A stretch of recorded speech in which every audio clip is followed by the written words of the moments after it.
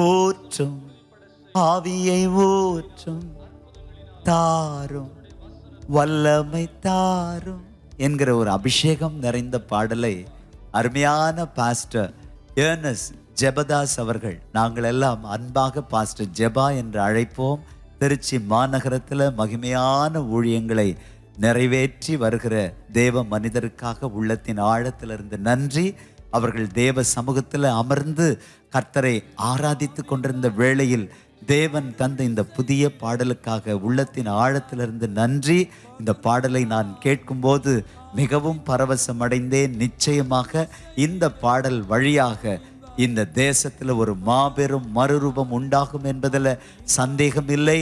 பாடலை கேளுங்கள், அநேகருக்கு அறிமுகம் செய்யுங்கள், ஷேர் செய்யுங்கள், சப்ஸ்கிரைப் செய்யுங்கள். நிச்சயமாகவே இந்த பாடலின் வழியாக மகிமையான காரியங்களை கர்த்தர் இந்த தேசத்தில் நிறைவேற்றி மகிழ்ந்து அவர் நாமத்தை உயர்த்தி கொள்வாராக. இன்னும் அநேக புதிய பாடல்களை தந்து அருமையான பாஸ்டர் வழியாக ஒட்டுமொத்த பாடி ஆஃப் கிரைஸ்டை ஆசீர்வதிப்பாராக என்று சொல்லி மனதார யோவான் சுவிசேஷத்தில் நாம் வாசிக்கிறோம்.